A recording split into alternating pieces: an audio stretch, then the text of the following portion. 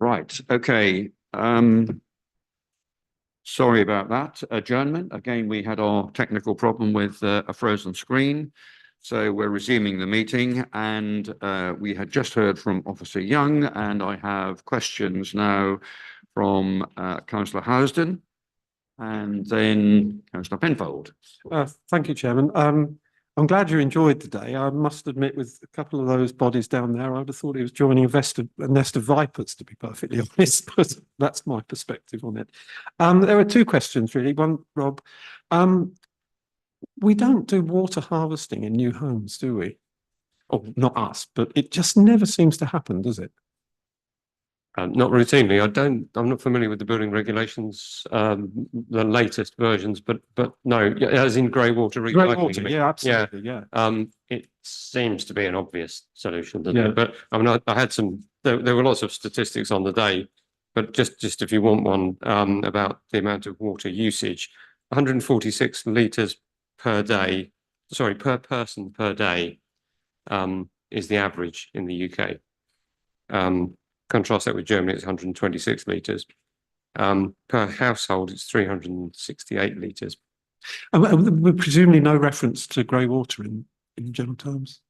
So no, I don't know about but the retrofitting solutions, which is usually about limiting water use, rather than grey water recycling, can reduce that to a further 30 litres a day. And there was a phenomenal amount of wastage. I think 13% of wastage from leaking toilets, leaking systems. So you know, there's a lot that can be done in terms of reducing the water usage. But you're quite right. The supply of water from grey water sources is an obvious one. You know, we flush processed water down the toilet. We bathe in potable water. And the carbon impact of that, by the way, the greenhouse gas emissions from water are 5 to 6% of emissions. That's really so. There's a huge amount of energy expended in making water a drinkable quality, and you know, obviously using grey water would reduce that, obviate those emissions. Okay, can I just ask one more question? Was there any reference to the riparian habitat loss, habitat degradation, bearing in mind we've got chalk streams, one of the top 6 chalk streams throughout a major part of Norfolk? Was there any discussion, any views on that? Yeah, plenty. I didn't go to that specific workshop. I think you went to that one, didn't you, Adam? Yeah, rightly so. There was quite a lot of discussions on, you know, the quality of water and how this is having devastating impacts on our natural chalk streams, double SSIs, so triple SSIs, should I say, and how we can establish nature-based solutions, how we can promote community groups to do testing and initiatives like that. That's really important going forwards. Yeah, I was going to come on to that because it's an E. coli test. It costs about £49, and you know, that's something that as a council we should be thinking about promoting, because I mean, kids were swimming in the Wensum, believe it or not, a few days ago. They probably aren't now, but I mean, we know that's polluted, and you know, we just ought to be sending out much more positive signals about testing and about conservation. Okay.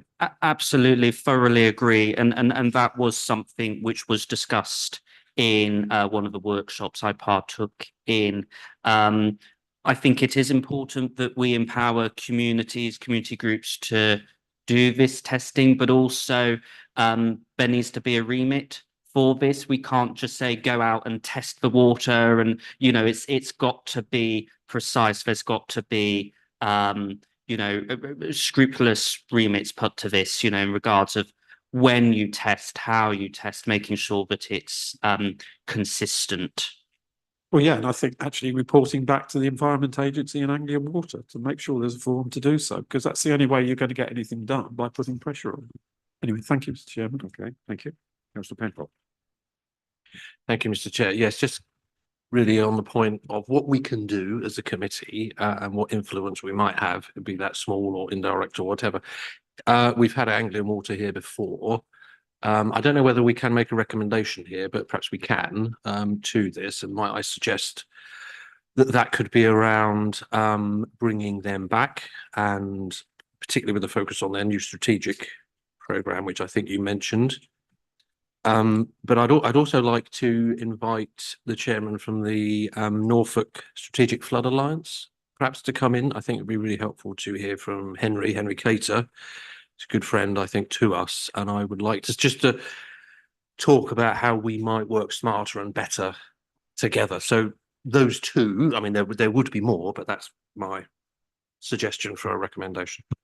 I think as an initial recommendation, and that would be really good, actually.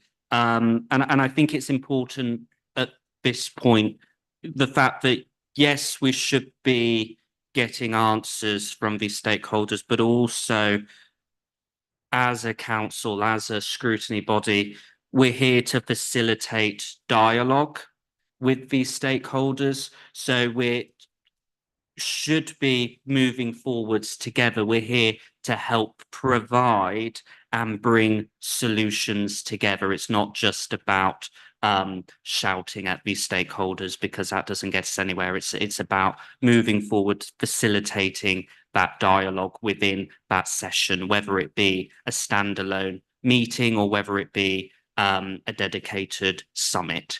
But it's about facilitating that dialogue and bringing solutions to the situation. Okay, thank you. Chair, if it helps, can I just refer the committee to page 40 in the work plan? There are two items on there. One is review of Anglo Water's 5-year plan, and also Anglian Water monitoring of sewage overflows. Two items that the committee is asked to look at in the future. So whether or not you still want those or want something different, they mind the suggestion you made, and that's just come from the portfolio holder. Okay, thanks. That's very helpful. I think your suggestion with regard to the Strategic Flood Alliance is a very worthy one. And undoubtedly North Norfolk features amongst their concerns and interventions. And I think it would be good to have that strategic overview from them. And so I think that's a very useful thing. Councillor Farley. Thank you, Mr. Chairman. I think just on that point, I think it'd be really beneficial to get those stakeholders in, but also you might want to look into ascertaining Water Resources East, because they've done quite a lot of fundamental work around the region. So they're going to be vital in the sense of ascertaining that overarching strategic analysis, which I would hope as a committee you would want to look into. Okay. Councillor Fredericks.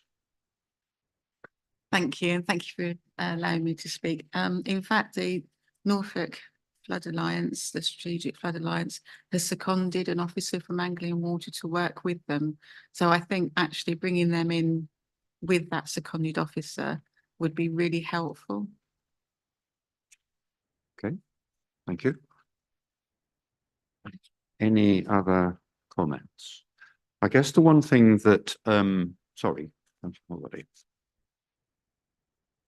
Thank you very much, Chair. I mean, this is excellent briefing. It's nice to see some steps coming out of it, because it did seem like a very expensive day of intellectual input, but we didn't seem to have much output from it. So it's good to see that some recommendations coming forward. I mean, what's coming out now sounds more like a briefing for all members rather than a scrutiny session, because we're not sounding as if we're going to be scrutineering and holding people to account, which is what we do normally do, but we're working more collaboratively, and all members should be involved. So I don't think it would be restricted to scrutiny.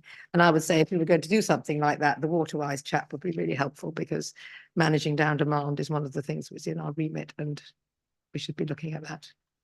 And there are already water testing programs. Anglia Water do have a rivers Anglia testing program. It's quite difficult to get any traction with it, I must tell you, because they talk a good game, but they don't actually deliver, because it's probably quite expensive.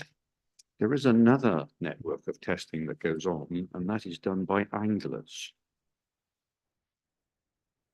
which we ought to tap into. That is often not seen. They have their own concerns, and I think there's a bit of linking up to be done there, so that we don't repeat work, we just tap into existing work that's already going on. I know that at various points along the Bure, the anglers are very active in collecting water samples, and they do so quite diligently, actually. And they have contact with the EA. I say contact with the EA because I'm not sure that they get very much back from the EA, but they certainly are feeding data in. So that's very helpful. What I am concerned about, I think probably I'd like to know, and I look to Councillor Adams especially here, is to say, what do you as the leader of the administration see worthy of taking forward from this briefing? Because I think it's one thing for this scrutiny committee to consider what it wants to spend its time on, but actually I think as an executive body, I think we ought to hear from what you intend to do, and you as the portfolio holder would like to see pursued from this briefing.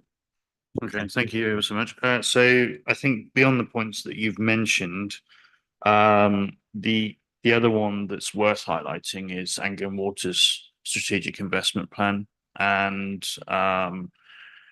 there's investment needed clearly in North Norfolk, and so I think we do have a role in scrutinising that and watching that, both at this committee and potentially as an authority. It's certainly something we have corresponded with the relevant body about.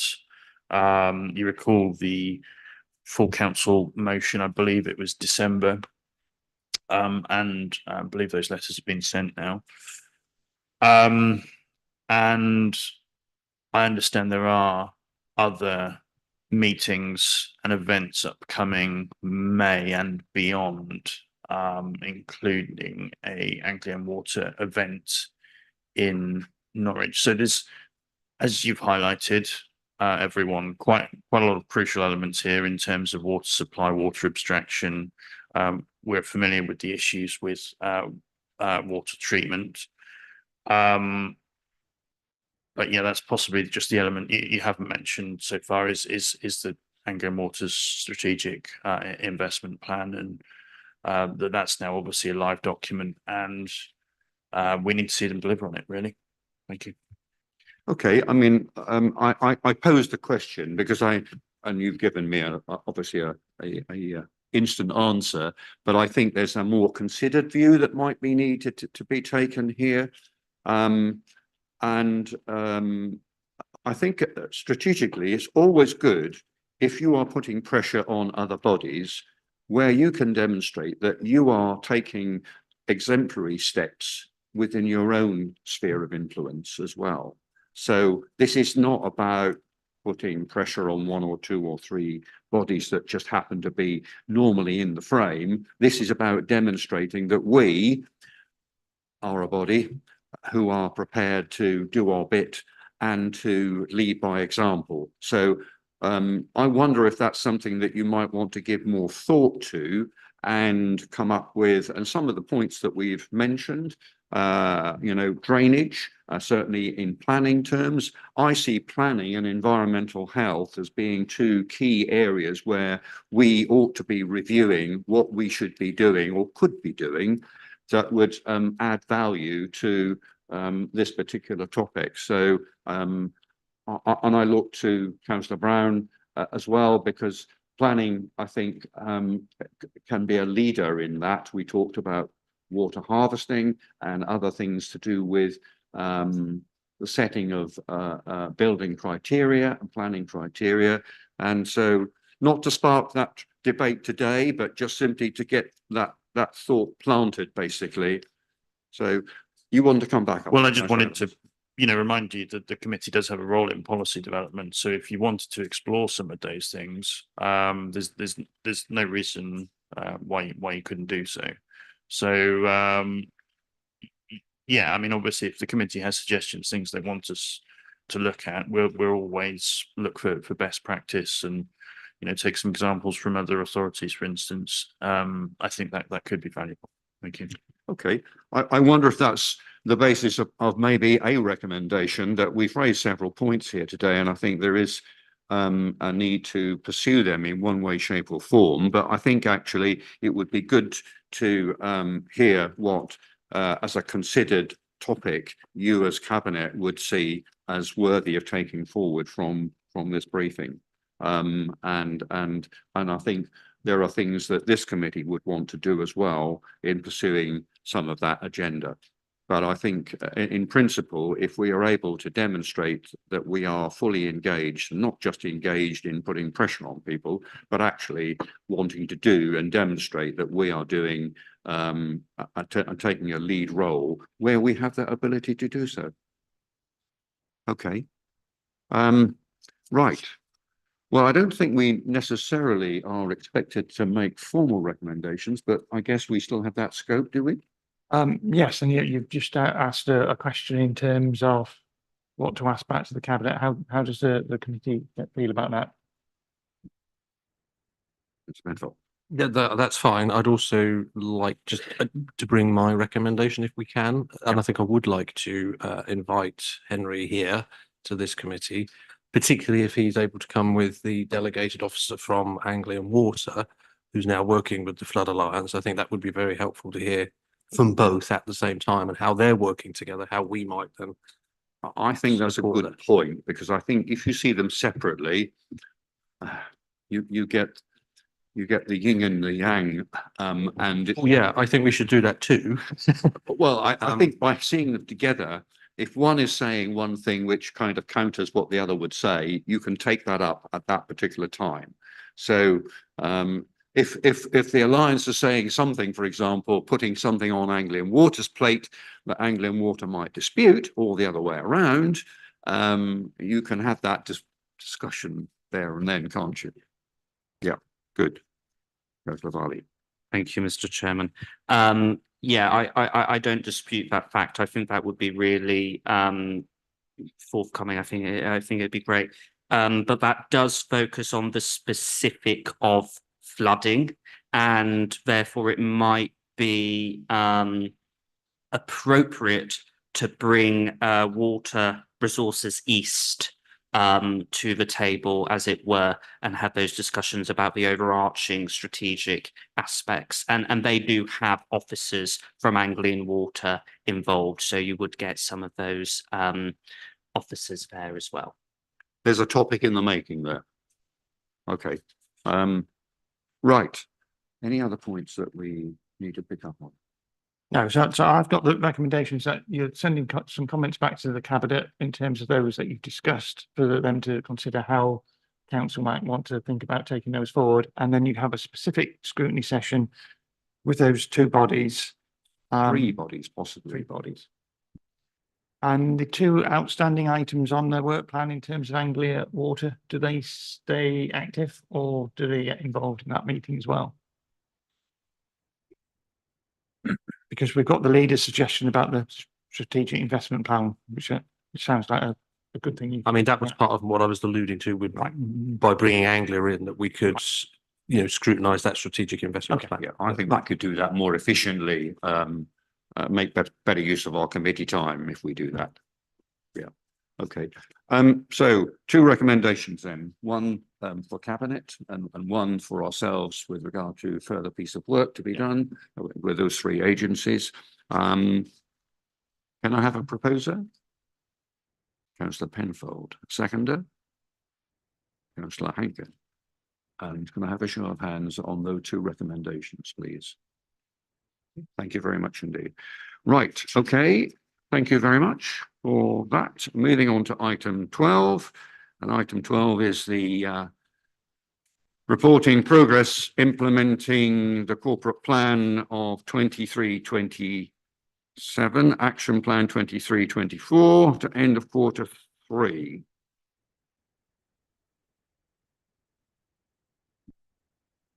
Councillor Adams and Officer Blatch.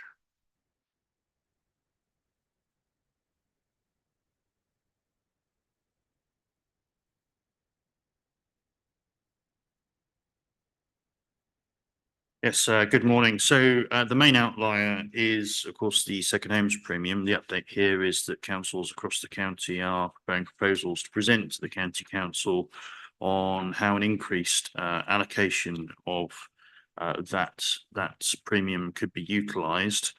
I do expect all Norfolk councils will introduce the full premium, and there were some changes and further guidance introduced recently, particularly in terms of the use of properties as accommodation to attend their full employment, i.e. someone living in Hobbiton during the week to attend their job and going home to another county during the weekend will receive an exemption from the premium. And that has been welcome clarity for some authorities, though we are likely in reality dealing with a very small number of homes here in North Norfolk, so we suspect. Some actions are now complete. For instance, one element of our support to businesses is now live, and secondly, the solar array at the reef. And we are now, of course, working towards installing a further array at North Walsham. This, of course, being in addition to the plan, whilst an existing longer term aspiration. So therefore, we do have to demonstrate some flexibility to be able to accommodate such opportunities as they arise to achieve our strategic goals, not least net zero. And it's good we are continuing to secure external funding, but there are, of course, implications with these opportunities on other existing planned work. Other actions, including the economic growth strategy, will soon be marked as completed as well. So, really pleased with the actions towards achieving our net zero goals, and the latest news of the project in North Walsham is another landmark. But this is something we're responsible for as a whole council and individually, and certainly look forward to us developing further projects together as members of the council. I'm hoping all coastal members certainly appreciate the success of the Coastwise Cafe events recently occurring in their communities, and these have been very well received, and very dynamic work continues by that group of officers towards our corporate aims detailed here in that regard. And separately, work is, of course, well underway now with sea defence projects in Munsley and Cromer as we speak.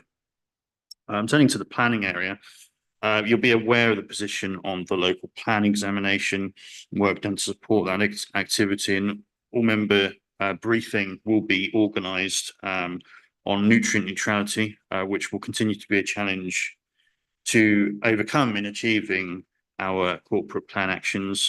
Despite that, there is still some delivery of affordable homes as detailed in the report.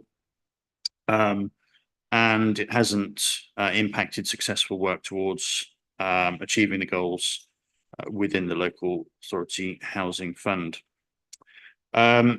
Meetings are to be arranged with planners on how we can improve the link between development and the provision and improvement of play and leisure provisions, albeit there is a tangible element of the active environment policy soon to be delivered, also with the Sheringham Lees project.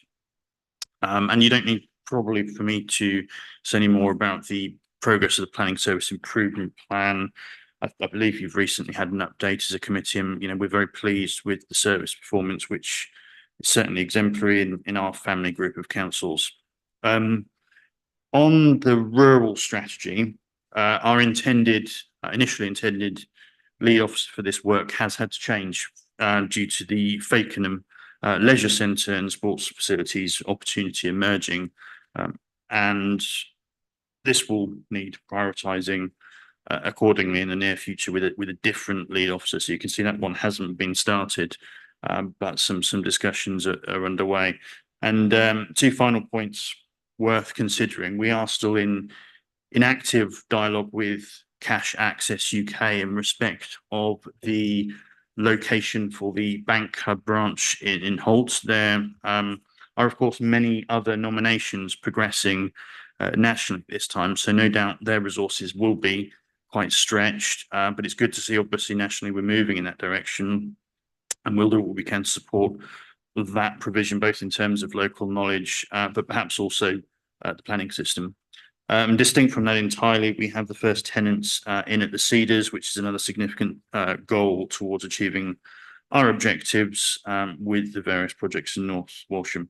So to summarise, lots of good work progressing, but some strain present on the corporate plan, largely results of being a victim of other opportunities that have arisen, which of course we must do our best to make the most of.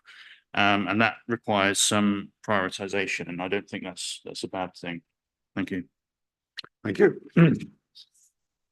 Questions, comments? Councillor Holiday.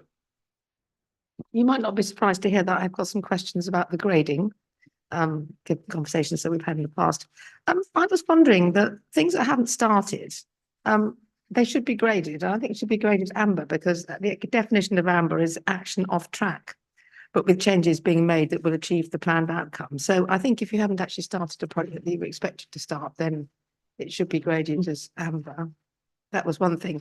And the other change I would suggest was that the neutrality seems to be a big concern for homelessness and affordable housing. And I wondered if amber wasn't a bit enthusiastic. It seems to me that we really are off track there, but for no reason, nobody's fault. But I wonder if we shouldn't bite the bullet and say that it will not deliver the planned outcomes without significant interventions, because I don't have the feeling that there's significant interventions are being done. Thank you. Can I come back? So I think dealing with the grading, I don't dispute what you're saying. What I did just want to highlight is around the customer service delivery model, point 22. It's fair to say supporting work is underway, so we're probably being a bit self-critical here in terms of a review of the customer charter, review of how we're dealing with complaints and where we're involved in a local government ombudsman pilot there.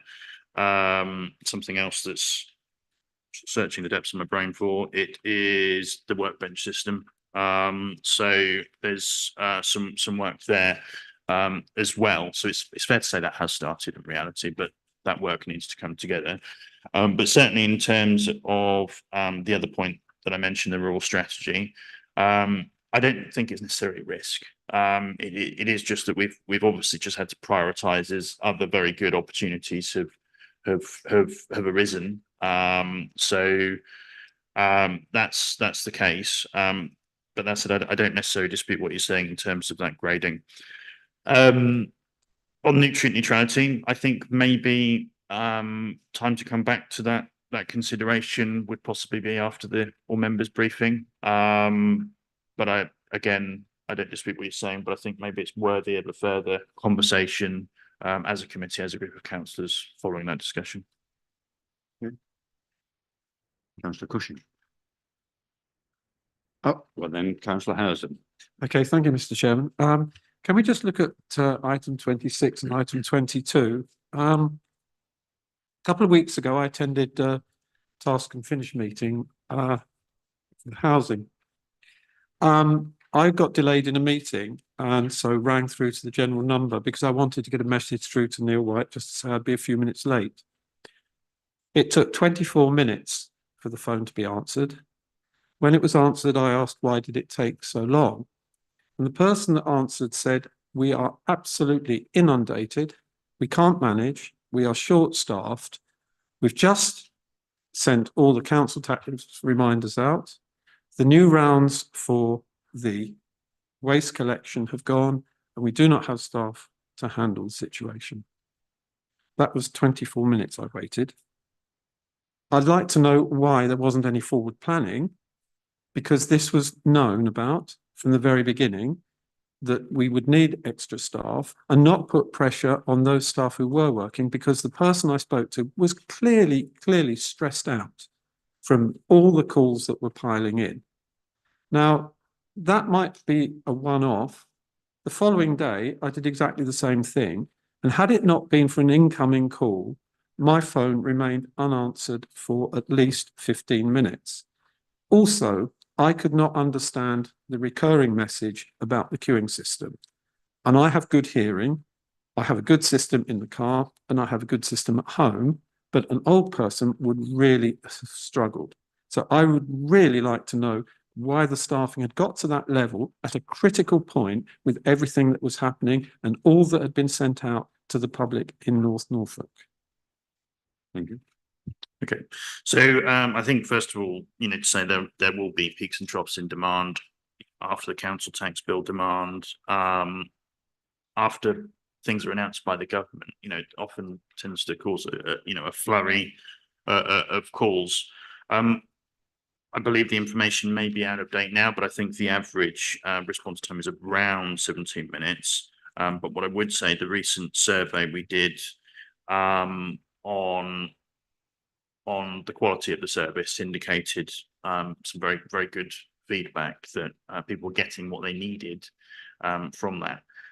Of course, you compare us to the private sector. You want to try and ring your bank or your phone company or someone else. You will have a similar, if not longer, waiting time. Sorry, that's not an issue. I'm not worried about that. Can I finish? This please? is about North Absolutely. Norfolk District Council. Yeah, I'm okay. sorry. I'm going to finish if that's okay, despite the interruption.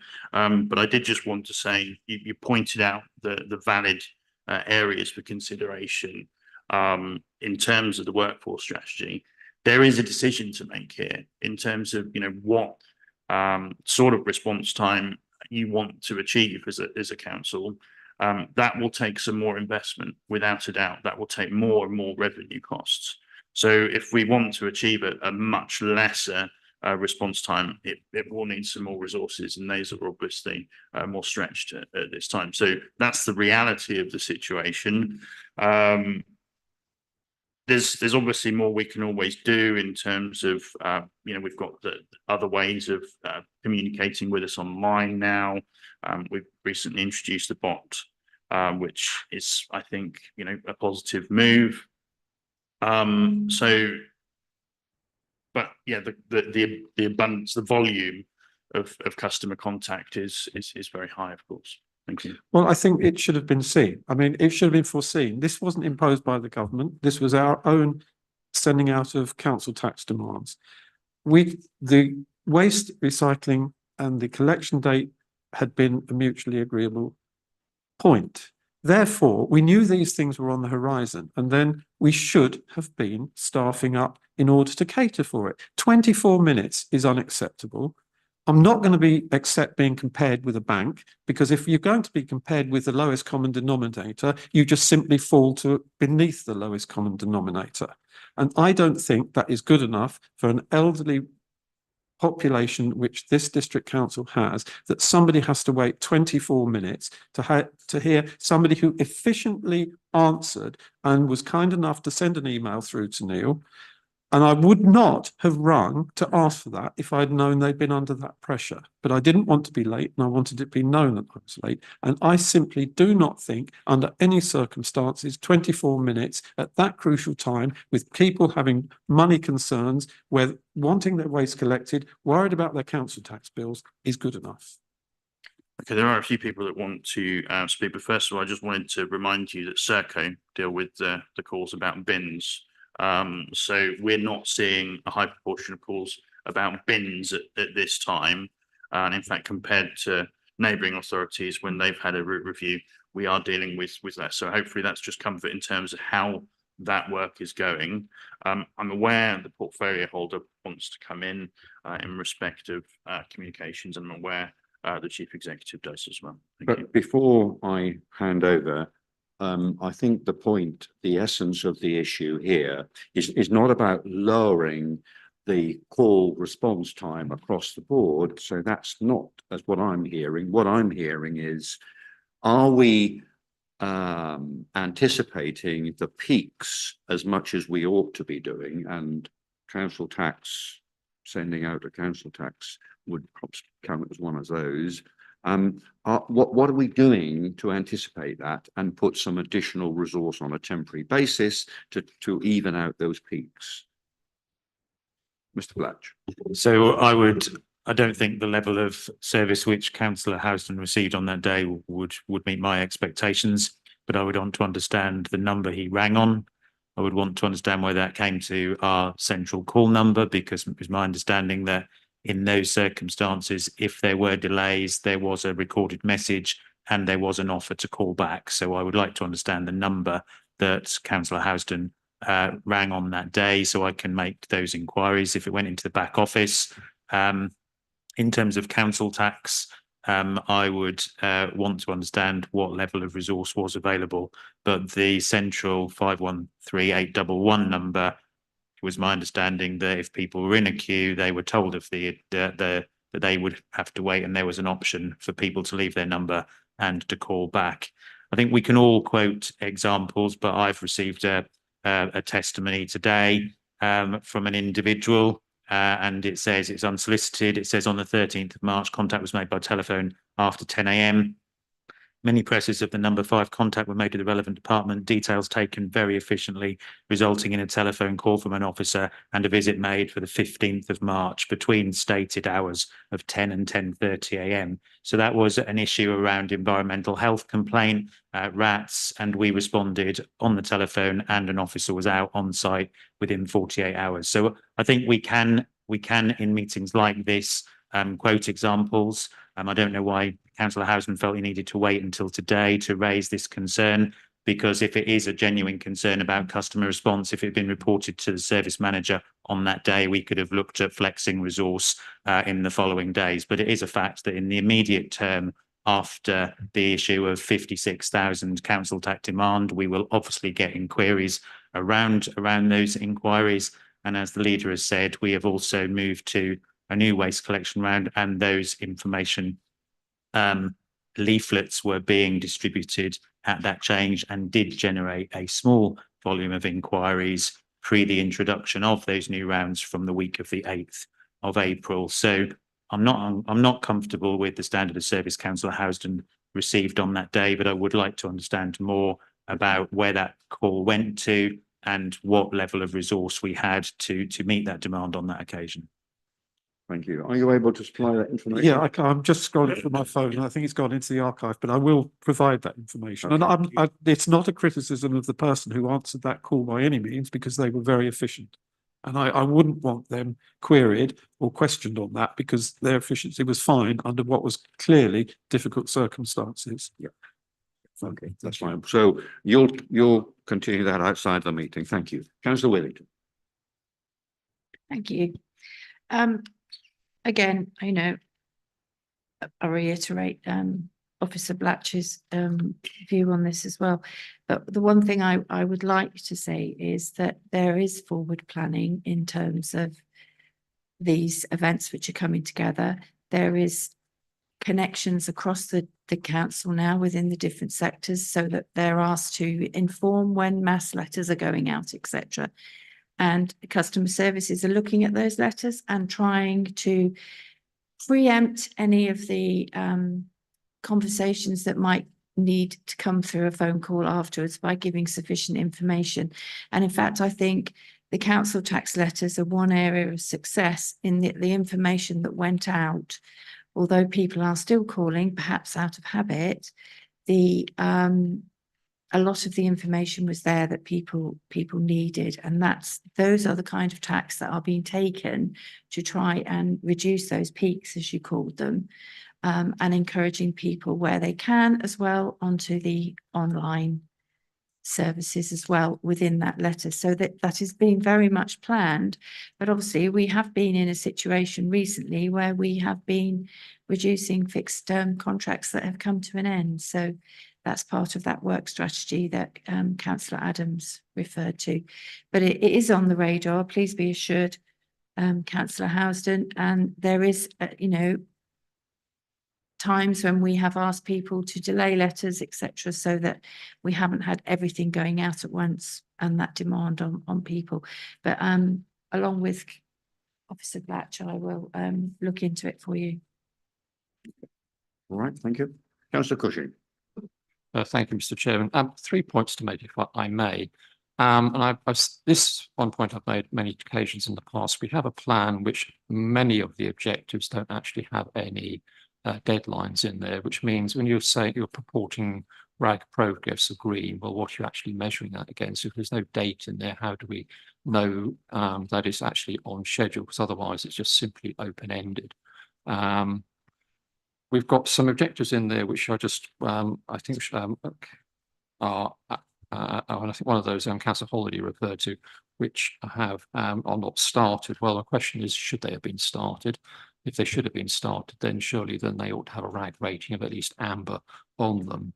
And the final point about it, which is following up again on Councillor Holiday's around nutrient neutrality. Given that one of the key elements of the delivery of this council, indeed any other council, must be deliver the local plan and affordable homes. And given that we've been stymied now by nutrient neutrality for over 2 years now, I struggle to see how that can be anything other than a red RAG rating.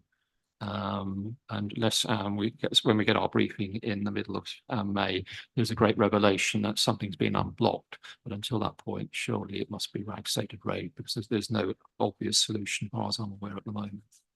Thank you.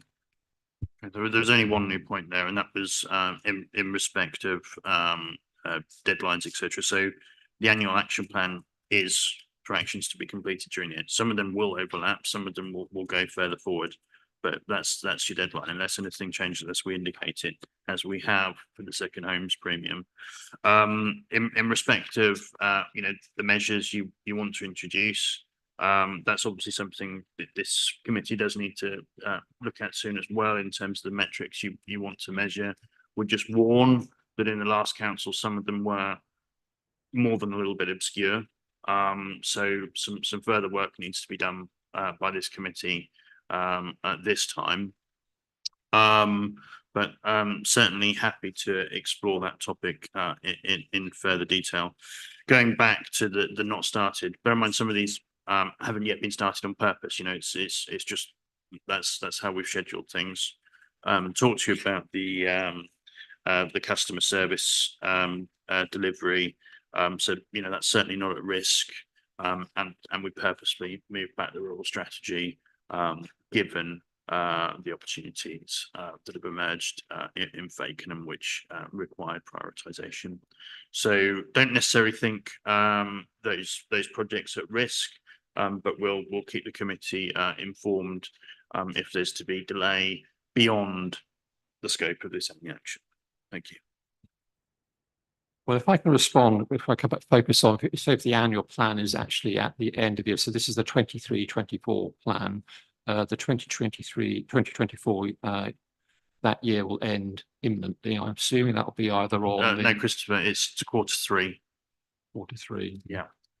So what actual date then is this specifically taken on then? 31st of December. So we can't produce a report for a meeting on the 17th of April. It might be clear, but even then, if you're saying if it's the 31st of December, you've still got 3 months to deliver some of your things. So I mean, you say not started, so any of the ones that have not been started, have they been started since the 31st of December? So I think this is a fundamental issue of understanding of the corporate plan action plan and the experience that we had before. So this is the administration's priority post the election of May 2023. So the new corporate plan was agreed at full council in July, and then the action plan was shared with this committee and cabinet during September. There were a series of member workshops that informed the development of this plan, and this is the first quarterly report. So this shows progress towards those 28, I think it is, objectives over the course of the 12 months, and this is the progress that's made to the 31st of December. In terms of the specific question about what progress has been made since, so in terms of 26 development, a new workforce, people and workforce strategy, we have, following the peer review, engaged with the local government association workforce team. We have procured a staff survey that was conducted between the 23rd and the 16th of February. The results have been received and are being shared with all staff at an all-staff briefing tomorrow. That will then inform the preparation of that organisational cultural plan, drawing on the feedback from that staff survey. So I think it could be that white area. I accept Councillor Holliday's comments, and the leader has responded to whether non-started activities should be amber. But on the basis that the plan is for the year, there was time to address that issue. So I think that issue would now move towards being green. And the leader has spoken about 15 in terms of the second homes premium. The rural strategy, there is that won't be started or won't have been started, and that's because the principal officer, I've asked him to lead on the Fakenham Leisure and Sports Hub proposal, which was obviously unknown, not known until the Chancellor's autumn statement announcement of the 22nd of November. So we need the plan to be flexible. We need to respond to new opportunities and government funding and other announcements. And we need to manage and maintain focus on this plan, because that is the plan that's been signed off by members in terms of both the cabinet and all members as part of that full council process. Your agenda this morning, you've covered a number of other issues, and you've asked for further work, particularly around water, and that's your right to make those inquiries and suggestions. But I would say that if you have those expectations which take us beyond what is agreed work, there has to be a recognition of the overall capacity and resource availability that is available to the council. Our wider financial position, which is for a £1.5 million saving during the current financial year, and it's not possible to do more with less. I'm not saying that in any way in a whinge or anything like that. That is the reality of public service at this time. We need to be doing more with less. There is an expectation we do more with less, but we also have to manage those expectations in what is our statutory responsibility to do, because we have a number of discretionary activities. If we are going to put resource into developing a carbon strategy, addressing beach huts, addressing public toilets, public open space, things that make North Norfolk special and the place that it is, we have to balance those demands against our statutory provision. And some of the issues that you talked about this morning in terms of a water strategy and a strategic flood risk assessment and those sort of things don't actually sit with North Norfolk District Council. And some of the questions that you asked around that issue, around do we need to know about water utilisation, you do have policies in your very recently agreed local plan, which has been the subject of recent examination. So there is a chapter with 6 pages on flood risk and surface water drainage. There is also a chapter or a section in that plan around water efficiency. So you may actually have policies in place which you recently agreed as a corporate body, and I don't know the value or our capacity as an officer team to support you explore some of those issues in the very recent past. We absolutely should be holding stakeholder organisations and partners to account around water quality, around water availability, but the ability for us to allocate resource to some of those issues ourselves as things that aren't a statutory responsibility of the council will involve you, you're the elected members, will involve you in difficult decisions as to what it is reasonable for the officer corps here to do around customer response, around strategic engagement and representation, and taking on extra work that is outside your statutory roles.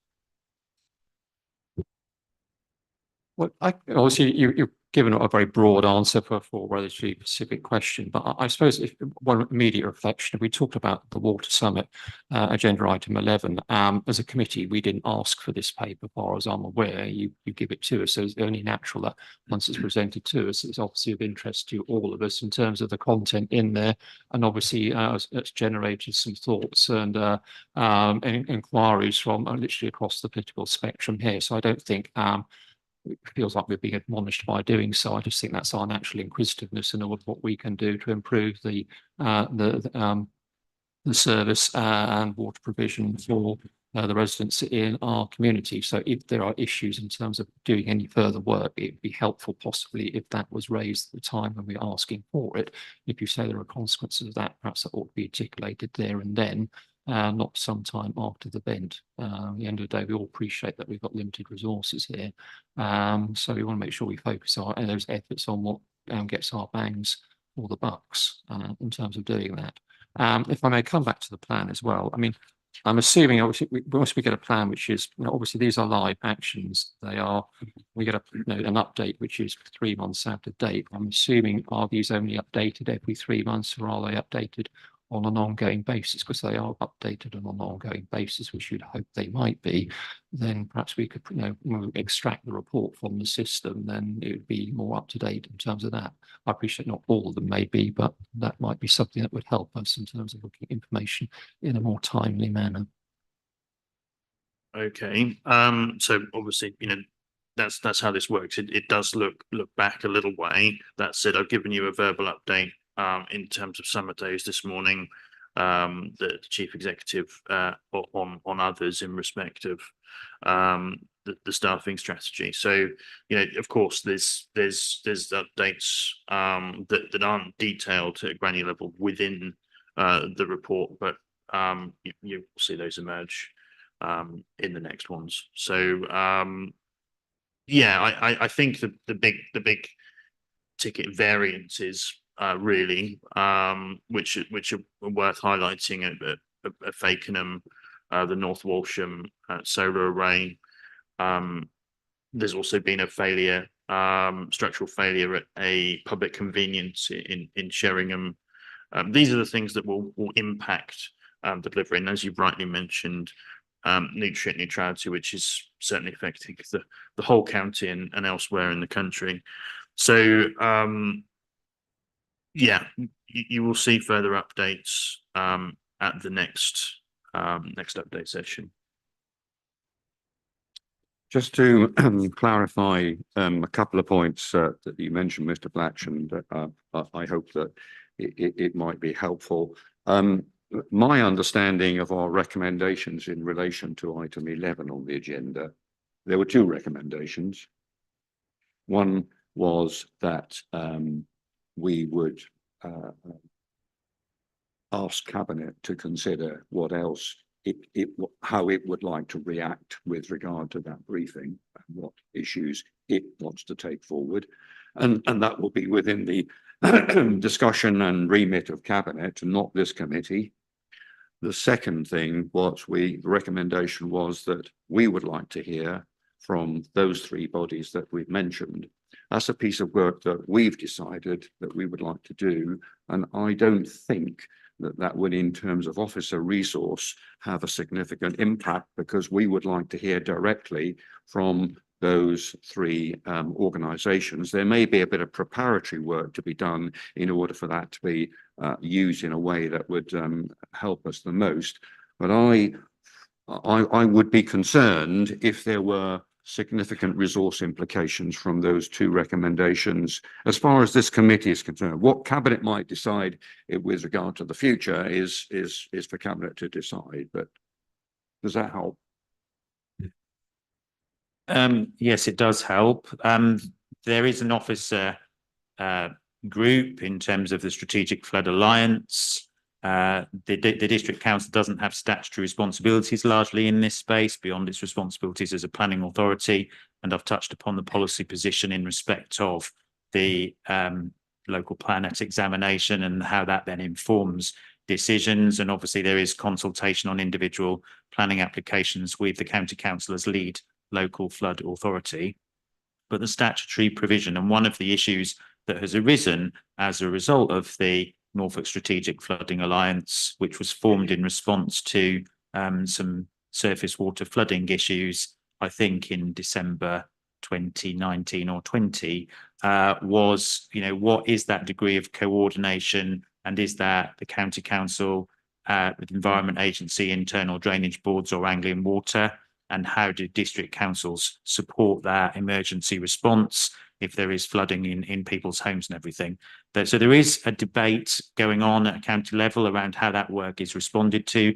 There is a summit event that I think invitations have recently been issued to by the leader of the county council and Henry Cater for an event on Friday, the 31st of May. So details can be shared if members would like that. I think the invitation has been received as of this morning. So there is an opportunity for us to engage. I don't know what capacity there is for those organisations to come out to North Norfolk District Council. We have recently had representation from Anglian Water in respect of the water quality issues, discharges into rivers and onto beaches, and that conversation continues. The leader of the council spoke about an event which the Anglian Water are undertaking at another date in May, maybe the 24th, in respect of their regional investment plan and what that means to Norfolk. And both the leader and myself have indicated that we're available to attend that event. And obviously there have been conversations with the Environment Agency about their statutory responsibilities, both in respect of the blue flag, loss of blue flag beaches status at East Runton, Munsley and Sea Palling, going back a couple of years, and the Anglian Water failure at Munsley, I think, in March of last year. So, the council does have ongoing contact with those statutory agencies around those issues in North Norfolk. I'm happy to take the recommendation forward with officers to see whether we can receive further presentations from the representatives of those organisations. But I think we need to be very clear in our ask. If there's to be added value from those conversations, we need to understand in advance what we want out from those meetings, and how we escalate that if we don't feel that our requests are being answered by bodies which have statutory responsibilities in those areas. Yes, thank you for that, and I think it's implicit. Certainly, my understanding is that we recommend a recommendation. There will be an officer dialogue about how that recommendation can be best delivered, and so we may have expectations, and not always will those expectations be deliverable, perhaps in the way that we envisage. So I think it's implicit that this committee has to be flexible in terms of that kind of response, and therefore what we agree as a reasonable level of interaction and engagement. So I don't think your points are lost in that regard, and I think that we, having made that particular recommendation, we'll leave it to the officer level to arrange something which we would consider to be acceptable to meet our needs. And I think you're right, we do need to outline what our needs are, and so that they can specifically be addressed. So that's fair enough. I think we've nailed that one. I'm got Councillor Holliday and Councillor Penfold.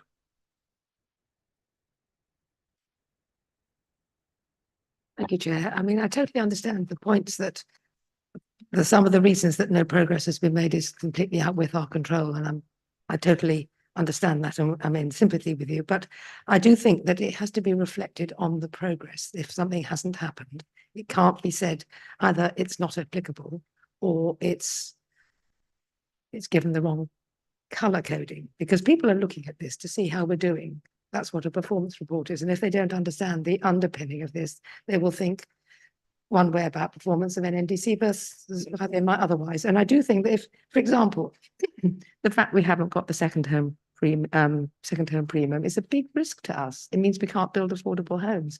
So to put that as not applicable when it should be red, actually, rather than amber, because that is a big issue for us in terms of homelessness, in terms of the big problems in our area. I think it should be reflected, because otherwise someone will look at this and think, well, everything's fine, which for whatever reasons they are, that unfortunately not, which is why I think the grading is really important, because it's a very simple way of presenting information for people who don't understand it. Thank you. So, yeah, as I said earlier, I don't dispute what you're saying. We will review those not applicables. As I say, one or two of them would be amber, you mentioned the second homes, and obviously, as I stated, there is work still occurring between the councils, which we hope will result in an even better position than what we are guaranteed. So it's fair to say, it's not as if nothing is happening there. Others will be green, and we've delayed others. So whether that makes them amber or not, I'm not concerned about not delivering upon those objectives at this time. But as I stated quite openly, that we have had to shift because of other things emerging. So we'll have a further look at those. That I'm not particularly anxious about it either way. I'm slightly anxious about that someone who doesn't understand that will read this, and I mean, it could be red now, and then next time it comes back, it'll be amber or green. And that just reflects the progress that's been made. But as of a snapshot of how this looked on the 31st of December, which is what we're meant to be doing, reviewing this I would say that would be a better way to go forward. But I totally appreciate all that you're saying. So this is about what is in the gift of the council. So the second homes council tax premium has been talked about at a national level, requires a change of legislation. There was an expectation that it would have been agreed in terms of the levelling up and regeneration bill prior to October of last year, but we had to give 12 months notice of our intention. So the first time that it could be implemented, notwithstanding the ambitions of the council cross-party to address the issue of affordable homes, and that's why it is in the corporate plan. Our ability to progress that directly during the current 12 months has been constrained by a national legislative context. So yes, we could put that as red, but that wouldn't reflect what this council has continued to do in that space in recent times. We do have a list of projects that we would like to deliver. We know roughly how much money we would attract from second homes council tax to an affordable housing development fund. The legislation itself isn't explicit that once you levy that money, that tax, that all the money is ring fenced for that purpose. 74% will go to Norfolk County Council. And so as the leader has said at recent leaders meetings in February and March, there have been conversations around how a solution could be brought forward in the interests of Norfolk that would see the levy placed on second homes, an element of that proportion of that ring fenced for affordable housing pipeline schemes in the future. The outcome of those conversations is not concluded. The conversation continues, but it does need to be seen in the context of the legislation. And as the leader said, the guidance around representations made around people who have a second home for work, it has only, I think, is less than 3 weeks old. So, we are not operating in a space around which the authority has total control. I think we'll have to agree to disagree on that one. Thank you. Okay. Councillor Penfold. Thank you, Mr. Chair. I guess there are opportunities to, just picking up that point, to explain why things haven't started, and there are a few blank boxes there in terms of lead officer comment. I'm just looking at number 7, the rural strategy, not started. NA doesn't look great. Why is that the case? Well, there's clearly an opportunity to explain it, and I think that would be helpful for us and others. But where things are going well, where good progress is being made, can I ask how we monitor that in terms of ensuring that remains good progress, and doesn't stop being good progress, and then we can learn from that into areas that aren't making particularly good progress, if that makes sense? How do we track that and then share that to turn other areas from amber to green? Okay, thank you. Interesting question. So I should just first of all say I'm going to give you 5 more minutes because I've got to get to another meeting. Right. But I think the committee could have a positive role here in choosing some metrics to follow. over time. One I reflected on recently, we're building a new leisure centre. The Sheringham Leisure Centre has been a real success. It's exceeded our expectations in terms of footfall. And we've got some learning to do there, perhaps. There's a case for saying that we need to ensure that we apply everything we've learned from that project. We apply to Faken. Of course, there will be different users of that facility. I know, for instance, there's a canoe group that's been talking to us, who are very positive about the possibilities of using the pool. I'm not sure that would exist elsewhere. So there are going to be distinct opportunities, but I think that's an area where the committee can play a valuable role.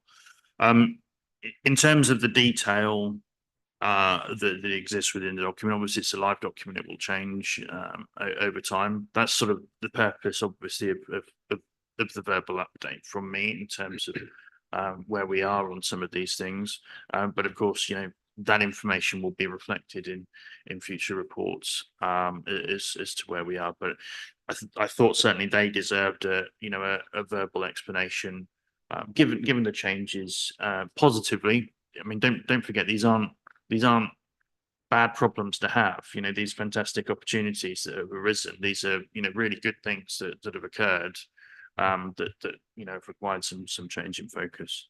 So yeah, certainly we'll have this conversation again about those actions, but I'm confident and comfortable with the status and the delivery of the actions in the corporate plan at this time.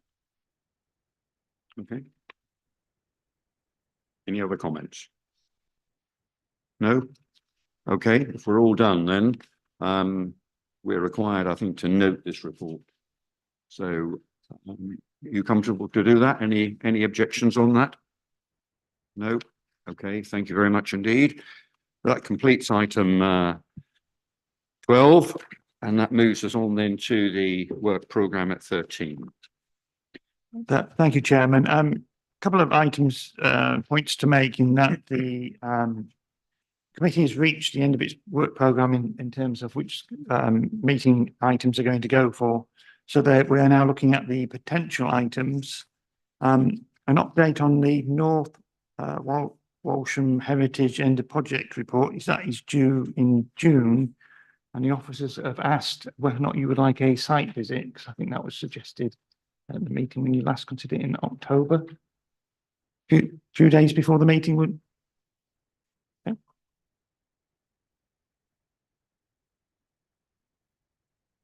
Next to that, the ambulance response times. I've had a response from the ambulance trust to say they are interested in coming to the committee and to provide some of that information.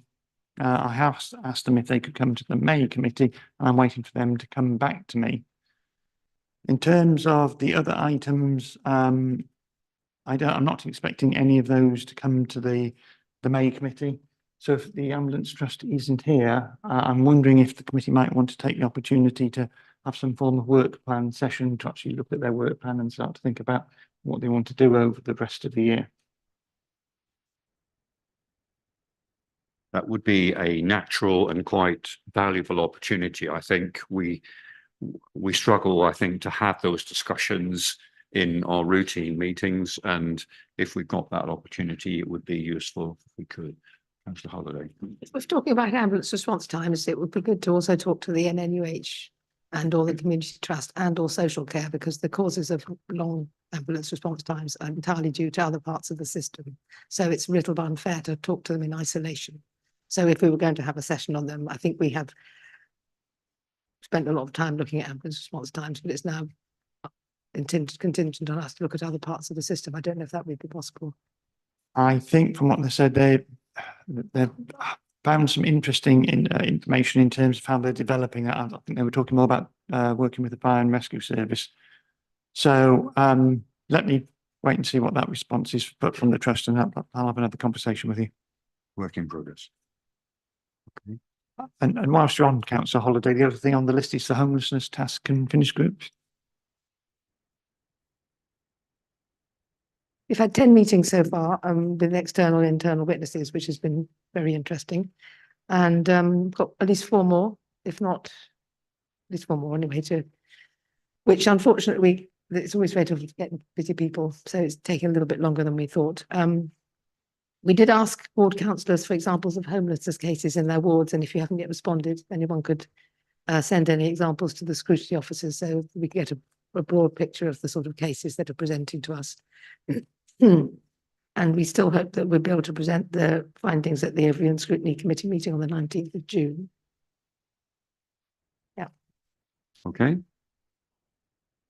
Thank you for that. Any other questions in relation to the work programme? No? So I would take it, Chair, that if the Ambulance Trust can come here, that will be the item for that next meeting. Otherwise, if I can liaise with you and the Vice Chair in terms of setting up a work plan, and hopefully the Chief Executive as well in terms of what we might put up in front of you to think about. Yep. That would be helpful. Good. Okay. Thank you very much. If you're happy to note that, we have no items of